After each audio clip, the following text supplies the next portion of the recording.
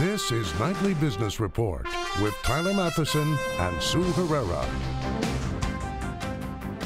Status update, blowout quarter. Facebook's strong profit report makes it the standout in a season filled with tech earnings disappointments. Turning up the heat, why Comcast's reported bid for DreamWorks may put pressure on Disney. Inside Iran's oil industry, a rare look at one of the most isolated economies in the world and the sector it hopes will reconnect it with the world. All that and more tonight on Nightly Business Report for Wednesday, April 27th. Good evening, everybody, and welcome. Facebook shareholders are hitting the like button. And what's not to like about a big earnings beat? The world's largest social network reported massive growth as the rest of the tech industry struggles. The company earned 77 cents a share, blowing past the 62-cent estimate. Revenue climbed 52% from a year ago, thanks to newer mobile and ad products and its push into live video. And shares took off, spiking initially in after-hours trading. Julia Borston has more on what's working at Facebook. Bottom line for Facebook, its mobile ads are working and consistently drawing more advertising dollars. CFO David Wehner tells me that video ads are part of that mobile ad growth. And though Facebook doesn't break out Instagram, Wehner says that ads on the photo sharing service are definitely contributing to growth. Facebook's better than expected results show it's working for Facebook CEO Mark Zuckerberg to also be the controlling shareholder. And today the company proposed creating a new class of non-voting shares in a 3-for-1 stock split designed to enable Zuckerberg to maintain that control of the company while selling shares as part of his commitment to donate 99% of his wealth to charity. For Nightly Business Report, I'm Julia Borston in San Francisco. So Facebook good, the rest of tech not so much in terms of earnings. So why is tech troubled? Let's ask Skip Aylesworth. He's portfolio manager of the Hennessy Technology Fund. Skip, why have the earnings reports out of the tech sector been so variable and spotty? Well, I think it's really two factors. One is innovation. And I think, as you've seen, Facebook is currently the hotspot for innovation. And hence, we've seen good earnings release and after-hours market movement. Apple, on the other hand, currently not the big in innovation right now. They brought out the smaller iPhone, but we're all waiting and have been waiting for a long time for the next big Apple product, and it hasn't come. But isn't that a long-term, very bad sign for those parts of technology, Skip? I mean, that's how they made their mark was all this innovation. And if that's drying up, that doesn't seem like a good sign longer term. Well, that's the evolution of these companies from the growth to more of a value play. So, yes, a growth-oriented tech company needs to maintain that growth, or it will then revert to more of a value-type operation, which is on price to earnings and dividend yield, things like that. So Facebook at or near an all-time high in terms of price. Apple, the worst performer in the Dow so far this year. Which one would you buy here? I think you should probably own both. And in terms of, you always buy, if you understand the fundamental story, you buy on pullbacks. So today, I would probably look to Apple as a potential purchase. I noticed under your recommendations for new technology, you listed GE, and I know they've been trying to position themselves as a technology company. It sounds like you think they're succeeding. Well, at the Hennessy Tech Fund, GE has a lot of things going for it as it evolves, and it's trying to evolve in more of a pure technology type play. It's in all the right fields, energy, healthcare, et cetera. And so, you know, everybody thinks of GE, oh, the refrigerator in the kitchen. It really now has become a high-tech company. Am I better off going with older, larger, mature technology companies, or trying to find, or maybe find a fund like yours or some other one that can do the spade work to turn up the little, really fast-growing ones? Well, I think a combination of both is good. That is the strategy we follow at the Hennessy Technology Fund. We do own some of the older, more established tech names, and we also have a nice portfolio of the small, aggressive growth names. And so you never can really predict the future, no matter what everybody says. So you want to kind of have this diversified approach to see what happens. Now, We're always just a headline away from some earth-shattering new technology event, and you want to kind of be in the position when it happens. You owe me a beer for giving you that layup question, Skip. Thank you very much. All right, Skip Aylesworth with Hennessy Technology Fund. Facebook's results stand in contrast to Apple's, which we told you about last night. The stock was the worst performer on the blue chip Dow index, falling more than 6% today. And a large part of Apple's revenue decline came from a slide of sales in China. But as Eunice Yoon reports from Beijing, the softness in that country may look worse than it actually is.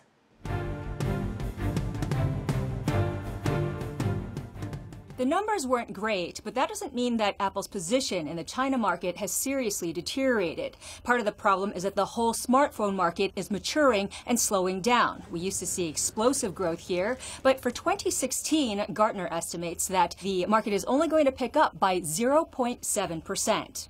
In terms of market share, Apple hasn't deteriorated. If anything, it's picked up slightly. In 2015, it ranked third here, behind Xiaomi and Huawei. In Q4, it came in second.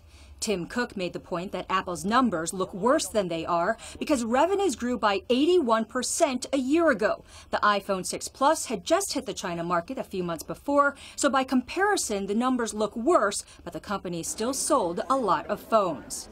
The real test, though, will be with the iPhone 7. Traditionally, whenever Apple releases a product here, you see a big boost and higher sales. However, I spoke with IDC analyst Brian Ma, who said that he's been hearing that the iPhone 7 could have only minor technology upgrades. And if that's the case, it might disappoint Apple fans here and lead to worse sales. And on social media, that's been the buzz. People have been asking if Apple has lost its technology mojo or its engineering heart at a time when Chinese rivals have been picking up steam. For Nightly Business Report, I'm Eunice Yoon in Beijing. On Wall Street, stocks were mixed. Apple weighed on the NASDAQ, which suffered its first 5-day losing streak since January. But the Fed's statement on its outlook for interest rates helped lift the Dow and the S&P 500. A little bit more on that in a moment. By the close, the Dow Jones Industrial Average added 51 to 18,041. NASDAQ down, though, by 25. S&P 500 gained 3. Two Dow components out with earnings this morning. Boeing reported its first earnings miss in 5 years on higher costs. The world's largest plane maker saw a 9% drop in profit, despite an overall gain in revenue. It also backed its full-year profit and its revenue forecasts. United Technologies also reaffirmed its outlook after reporting slightly higher profit, but lower revenue. The company citing currency headwinds and a challenging global economy. Both stocks finished the session higher. Comcast reported better than expected results. The largest U.S. cable provider and the parent of NBR's producer CNBC saw its biggest quarterly jump in pay TV customers in 9 years. It also saw growth in its high-speed internet and entertainment units, and that sent shares up fractionally. Comcast is also reportedly in talks now to buy DreamWorks Animation for about $3 billion. Back with us is Julia Borston with a report on what's driving that potential deal. Media giant Comcast is in talks to buy the studio behind Shrek and How to Train Your Dragon, Jeffrey Katzenberg's DreamWorks Animation. If a deal happens, it would give NBC Universal not just more animated movies to build on its success with Despicable Me producer Illumination Entertainment, but also more scale in consumer products and characters to turn into TV shows, bring into its parks, and put on its apps. I think that it would make sense. I think DreamWorks has been very good at making short-form content for internet, for Netflix, for Verizon's Go 90 service. Comcast is trying to roll out a whole bunch of new internet-driven services to complement what they're doing with cable. So DreamWorks could be a content engine for that. Neither company will comment, and my sources tell me a deal is far from done. But a reported price tag of $3 billion, a healthy premium over DreamWorks Animation's stock price, sent DWA shares flying higher. Now the question is whether any other buyers emerge for DreamWorks Animation. If a deal with Comcast happens, which sources say could come within the next few weeks, it could be a win for fans of Shrek, Kung Fu Panda, or Peabody and Sherman. If a DreamWorks Comcast combination, came to light, if it happened, you'd see a lot more content from DreamWorks all over the Comcast platform. So I think less in the way of movies, but a lot more short-form content. So, you'd see more TV series based on the DreamWorks movie characters. Crockett says this kind of deal would help Comcast become like a Disney 2.0, emulating the Magic Kingdom's success with building family-friendly brands that work across its platforms. For Nightly Business Report, I'm Julia Borston in San Francisco. I love Peabody and Sherman. To the economy now, where the number of contracts to buy homes hit its highest level since last May. The National Association of Realtors reported a 1.4% rise in pending home sales last month. That report is considered a barometer of future home purchases. The housing sector and the labor market have both shown further improvement, this according to the Federal Reserve. But the central bank, at the end of its two-day meeting, decided it was best to stand pat on interest rates. Steve Leisman has more on the decision that surprised almost no one. Some changing language in the Fed's April policy statement that are prompting a market debate about whether the Federal Reserve could potentially hike rates in June or September, and whether the U.S. is on course for one rate hike this year or two. Among the changes in the statement, it eliminated concerns over global risks that have been so prominent in the March statement. It said growth, though, appears to have slowed and that jobs have improved further. It also eliminated concern of recent inflation readings picking up. So that's two somewhat hawkish changes and two somewhat dovish ones. Bond expert Bill Gross with Janus said after the statement the Fed is likely to hike just once this year. I think over the next 6 months and the balance of the year, that yes, we're going to see one hike and probably not two. So if you're asking for an over-under relative to two, I'd take the under. The CNBC Fed survey ahead of the meeting pegged August for the next hike, and so it still seems to be in line with a post-meeting debate that argues between June and September. I don't think the Fed's going to be in any hurry to raise rates because they're never going to want to have to roll it back. Once they go forward, they're going to want to keep going forward. So I don't see them racing into June. There's just too much contradictory information coming out, nothing that's actually pushing them to have to react. But economists over at HFE say, quote, the more positive tone than in March is consistent with officials tightening again as soon as the June meeting, but only if the data and markets are supportive. Speaking of data, there are two more job reports before the next meeting in June, but the real question is if the growth data turn around. Tomorrow, the government's expected to report gross domestic product at just 0.7% for the first quarter. That compares with a CNBC Rapid update of 0.9% and actual fourth quarter reported growth of 1.4%. So it's expected to be another weak first quarter after a string of weak first quarters. And once again, investors face the tough question of counting on a second quarter rebound. The Fed, it's pondering the same question and figuring out whether to hike rates again. For Nightly Business Report, I'm Steve Leisman. Still ahead, a part of the world's oil industry very few have seen before. I'm Michelle Caruso Cabrera. I'm on a tugboat in the Persian Gulf just off the Iranian island of Kark. This is where 90% of Iran's exports leave through. Coming up, a behind-the-scenes look at Iran's oil industry.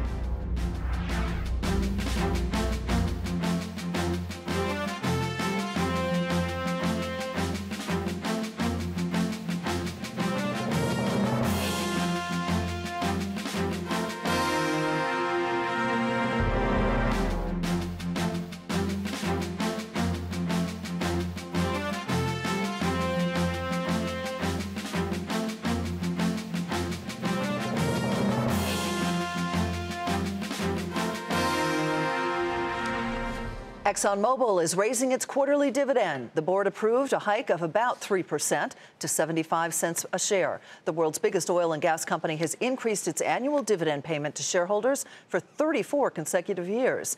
And the move comes just one day after Exxon lost its AAA credit rating, in part because of its generous payout to shareholders. Oil prices hit 2016 highs today, rising another 3%. But now that sanctions against Iran have been lifted, there's some concern that all the crude coming back online could potentially pressure prices once again.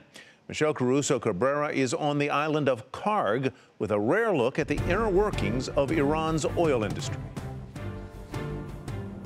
This place is Iran's cash machine.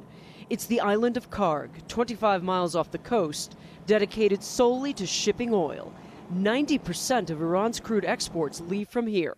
CNBC was given rare access to the island as the country prepares for increased exports now that nuclear sanctions have been lifted. These tanks have the capacity to store up to 28 million barrels of crude at any one time. But they also serve as a political billboard. Oil and geopolitics go hand in hand. And that's on full display here at this Iranian export facility. Take a look behind me. Persian Gulf, written in English in very large letters on this storage tank. Why? The export manager here tells me every single time a tanker pulls in, he wants them to know that they are in the Persian Gulf. The name of this body of water is disputed by Saudi Arabia. They call it the Arabian Gulf, while the rest of the world calls it the Persian Gulf. This is what the tankers are here for. Slick black crude. Am I allowed to touch it? The head of exports for the National Iranian Oil Company, Gholam Hossein Garami, opened the spout for us. What's the API on this? And then took us out to sea on a tugboat. This is where all the international oil tankers pull up so they can fill up with Iranian crude. The Iranians are hoping now, with the lifting of the nuclear sanctions, they're going to be filling up a heck of a lot more of those tankers than they have for years. Before the toughest of the sanctions were imposed by the West, Iran was exporting more than 2 million barrels a day of crude and other petroleum products. The sanctions pushed them to as low as 700,000. The workers here insist the sanctions were never a problem, instead calling them an opportunity, because it forced the Iranians to learn how to make their own replacement parts. For example, this turbine meter from Smith Systems of Corpus Christi, Texas, the Iranians say it was installed in 1984. Once American companies were prohibited from doing business with Iran, they could no longer get the replacement parts. So Iranian engineers manufactured them themselves.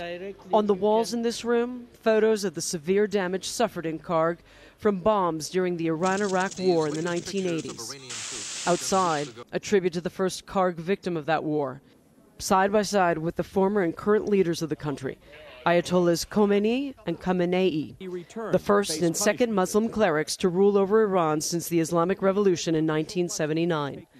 Yet another reminder that politics and oil are deeply intertwined. For Nightly Business Report, Michelle Caruso Cabrera, Karg, Iran. Boston Scientific's heart business beats strong, and that is where we begin tonight's market focus.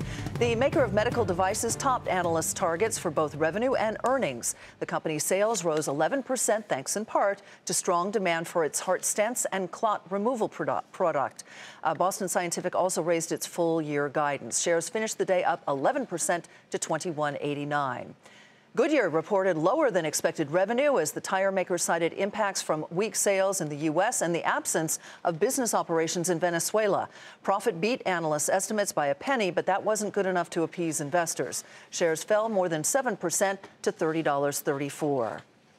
Health insurer Anthem issued better than expected quarterly earnings. The results were helped by robust enrollment across its Medicaid and Medicare segments and in its Affordable Care Act exchanges. Despite the gains, the CEO said the company remains cautious on its financial projections based on sustainability concerns in the exchange marketplace. Shares of Anthem fell more than 1% to $144.76. And low commodity prices continued to drag down results for oil and gas producer Hess.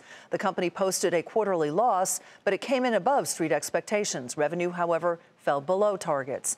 Shares finished the day down 3% to $61.27. Yahoo will give activist hedge fund Starboard Value 4 seats on the company's board of directors. The CEO and CIO of Starboard will be among the 4 newly elected members. Separately, the first round of bids for Yahoo's core business ended last week, with Verizon Communications emerging as the projected front-runner. Shares of Yahoo down a fraction today to $36.95. Meantime, the defense contractor General Dynamics topped estimates on both its top and bottom lines. The company said results were helped by strong demand for its defense products and business deals with Switzerland and the United Kingdom. Shares up more than 3.5% to $143.61. Going in another direction entirely, Oreo maker Mondelez issued better than expected earnings and revenue for the latest quarter while reaffirming its guidance for 2016. But Mondelez says it remains cautious as weak demand in overseas markets continues to impact results. Shares up 3% to $43.88. On Capitol Hill, the outgoing CEO of drug maker Valeant says the company was too aggressive when hiking the prices of several medications. During a Senate hearing, which included testimony from Valeant investor and board member Bill Ackman, CEO Michael Pearson offered this mea culpa. I, as its leader, was also too aggressive. in increasing the prices of some of our drugs in our large portfolio of products. In hindsight, I regret pursuing transactions where the central premise was based on an increase in price. The committee is investigating Valeant's dramatic drug price increases. The high price of medicines is one of the hot topics on the campaign trail, but today attention turned to Ted Cruz, who, in an attempt to change the course of the race, named his running mate, businesswoman and former presidential hopeful Carly Fiorina. John Harwood is in Washington for us. John, why, beyond the obvious, did he make this announcement? Ted Cruz, Tyler, lost 5 primaries by very large margins last night. He lost very badly in New York before that. Donald Trump is on a path to getting to 1,237 delegates that he needs to be nominated. Ted Cruz has got to do something to shake up the deck. Indiana votes next week. He's making that his last stand, and by naming Carly Fiorina, he's hoping to magnify his support among women. That's a weak point for Donald Trump, and hope that he can pull a victory out in Indiana and perhaps deny Donald Trump those delegates that he needs and force a contested convention. Do you think it will work? Can it help him change the dynamic of the race? Boy, I think it's very doubtful, Sue. It's sort of like the Cruz-Kasich alliance we talked about earlier in the week. At this point, Donald Trump has got a lot of momentum. He's got some structural advantages in big states that are voting. Very hard to see how this can fundamentally make people reassess Ted Cruz. Remember, vice presidential candidates don't do all that much in a general election. It's hard to see in a primary election how somebody like Carly Fiorina, who didn't do very well in her own campaign, can make a big difference. Donald Trump, a big winner, as you pointed out yesterday in the primaries. It wasn't just that he won, it was the margin. I expected that he reacted in his usual humble way.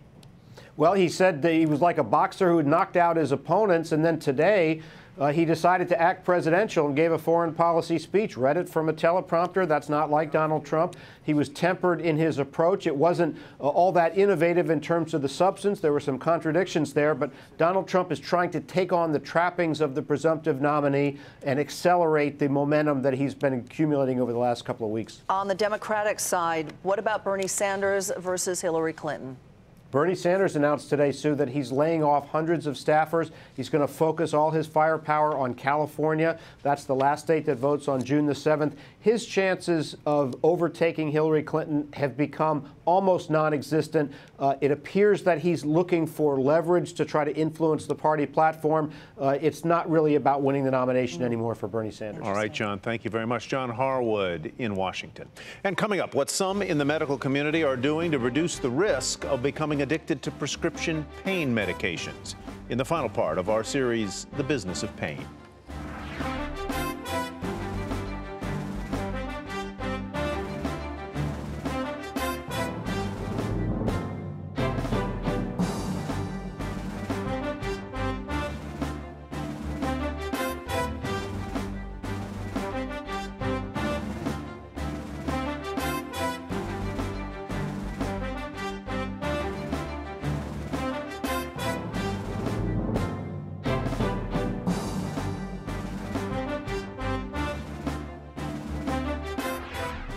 The business of pain. A growing number of Americans are becoming addicted to the pills that are supposed to help alleviate their discomfort. Last night, we told you one man's story, and tonight, what some in the medical community are doing to try and solve the problem. Dina Gosofsky has the final part of our series.